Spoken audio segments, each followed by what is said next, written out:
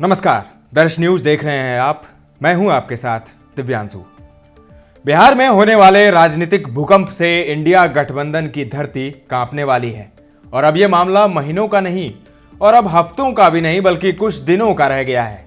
कुछ राजनीतिक जानकार तो इसे कुछ घंटे की बस देरी बता रहे हैं। बिहार के मुख्यमंत्री नीतीश कुमार ने सीधा हमला बोला है लालू यादव के परिवार पर। बहाना था कर्पूरी ठाकुर का, लेकिन निशाना था लालू यादव पर और इसका जवाब लालू परिवार से आया।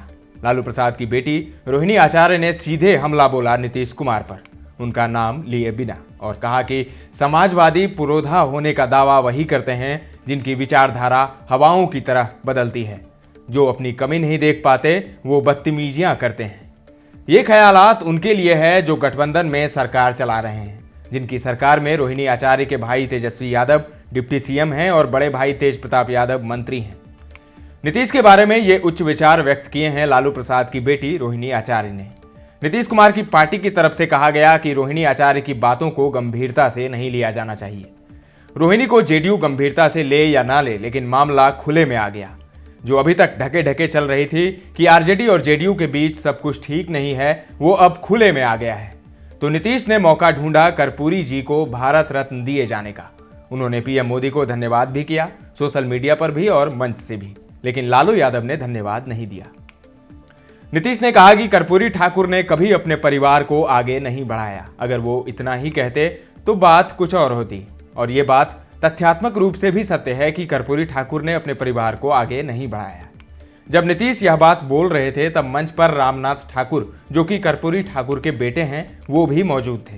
नीतीश ने कहा कि कर्पूरी जी ने इनको कभी विधायक नहीं बनाया, ना ही कभी सिफारिश की। उनके मरने के बाद हम लोगों ने इनको आगे बढ़ाया, विधायक बनाया, मंत्री बनाया, उसके बाद अभी राज्यसभा के सदस्य हैं, पार्टी के महामंत्री हैं। लेकिन नीतीश कुमार यहीं रुके नहीं। अगर गठबंधन में सब कुछ ठीक होता तो शायद यहीं रुक जाते। दो और बातें उन्होंने कही। उन्होंने कहा कि कर्पूरी जी के रास्ते पर चलते हुए मैंने भी कभी अपने परिवार को आगे नहीं बढ़ाया। नीतीश यहीं तक रुक जाते तो बात और होती। इसके बाद उन्होंने कहा कि कुछ लोग हैं जो अपने परिवार को ही आगे बढ़ाते रहते हैं। अब जरा सोचिए, बिहार में अगर ये बात कही जा रही हो तो लालू यादव के अलावा कौन हो सकता है। भले ही उन्होंने लालू यादव का नाम नहीं लिया, लेकिन उनका सीधा निशाना लालू यादव पर ही था और रोहिणी ने ट्वीट कर यह साफ कर दिया। ये वही नीतीश कुमार हैं जो कुछ दिन पहले कहते थे कि मेरा भतीजा तेजस्वी यादव ही मेरा राजनीतिक उत्तराधिकारी होगा, वो भावी मुख्यमंत्री हैं। तो आप देखिए कहां को चले थे नीतीश कुमार और कहां पहुंच गए।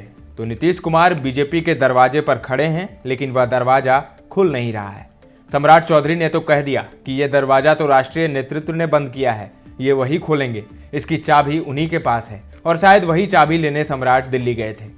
आज सुशील मोदी ने भी कह दिया कि राजनीति में कभी कोई दरवाजा बंद नहीं होता, और अगर बंद होता भी है तो वह खुल जाता है। लेकिन क्या नीतीश का एनडीए में जाना इतना आसान है? नहीं, इस बार उतना आसान नहीं है। और अगर इस बार नीतीश एनडीए में जाते हैं तो ये उनकी शर्तों पर नहीं बल्कि बीजेपी के शर्तों पर होगा। नीतीश तो ये चाहेंगे कि उनकी कुर्सी भी बची रहे और आगामी लोकसभा चुनाव में उनको मन मुताबिक सीट भी मिले। चलिए, बीजेपी नीतीश को सीएम बने भी रहने दे, लेकिन उसे मन मुताबिक लोकसभा सीट नहीं मिलने वाली है। कहा जा रहा है कि नीतीश की पार्टी जेडीयू को बिहार में 10 से 12 सीट मिलने वाला है और कुछ सीट दूसरे राज्यों से दी जाएगी। इसी नफा नुकसान पर बीजेपी में मंथन चल रही है, क्योंकि नीतीश को साथ लेने में बीजेपी का नुकसान भी हो सकता है।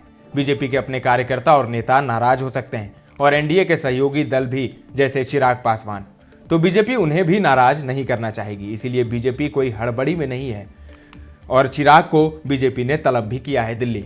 तो इस बार बीजेपी अपने शर्तों पर नीतीश को अपने साथ लेगी। लेकिन ये तो साफ है कि नीतीश कुमार बीजेपी में जाने को व्याकुल हैं और आज भी अमित शाह की अध्यक्षता में बिहार बीजेपी नेताओं की बैठक होगी।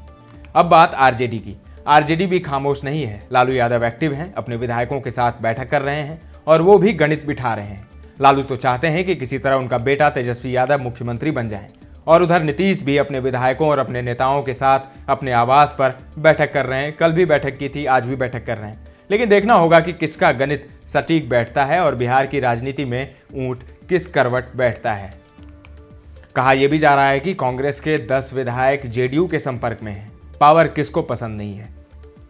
तो अब बड़ा ही दिलचस्प हो गया है बिहार का राजनीतिक समीकरण, लेकिन कुछ ही घंटों या कहें कि कुछ ही दिनों में अब सब कुछ साफ हो जाएगा। अब बहुत कुछ रह नहीं गया है, क्योंकि अब वार प्रतिवार जो है वो चल रहा है और खुलेआम चल रहा है। शिवानंद तिवारी ने कहा कि नीतीश कुमार अब इतिहास में अपना नाम किस लिए दर्ज करवाना चाहते हैं, किस चीज़ के लिए दर्ज करवाना चाहते हैं, ये तो वही जानते हैं। क्योंकि बीजेपी, ये वही बीजेपी है जिन्होंने नीतीश को इतना भला बुरा कहा, बिल्कुल कहा कि दरवाज़ा बंद है। लेकिन अब नीतीश कुमार अगर एनडीए में जाते हैं तो उन्हें बहुत हैरानी होगी। वहीं अल्टीमेटम भी दिया था मनोज झा, जो कि आरजेडी से राज्यसभा सांसद हैं और काफ़ी वरिष्ठ नेता हैं। उन्होंने अल्टीमेटम दिया था नीतीश की पार्टी को, नीतीश कुमार को, कि आप शाम तक सब कुछ क्लियर कर दें। लेकिन अब उसकी जेडीयू की तरफ से भी बयान आया है। जेडीयू के मुख्य प्रवक्ता जो हैं, प्रदेश प्रवक्ता नीरज कुमार, उन्होंने कहा है कि किस बात का अल्टीमेटम, किस बात का स्पष्टीकरण देना है आरजेडी को। वो हमारे साथ में सहयोगी दल हैं, नेता हैं हमारे नीतीश कुमार, तो फिर नेता नीतीश कुमार किस बात का उन्हें स्पष्टीकरण देंगे। तो अब वाद विवाद हो रहा है, अब खुल्लम खुल्ला सब कुछ हो गया है और आर पार की लड़ाई एक तरह से हो गई है जेडीयू और आरजेडी में। अब देखना होगा कि बस कितने देर में ये फैसला हो जाता है कि जेडीयू अब बीजेपी में जाएगी, बीजेपी ज्वाइन करेगी, बीजेपी से हाथ मिलाएगी। ये बस अब समय का खेल रह गया है कि अब कितने देर में ये फैसला हो जाएगा। तमाम जो है वो बैठकें चल रही है और कड़कती ठंड में बिहार का राजनीतिक पारा चढ़ा हुआ है। ताज़ा तरीन खबरों के लिए बने रहें दर्श न्यूज़ के साथ।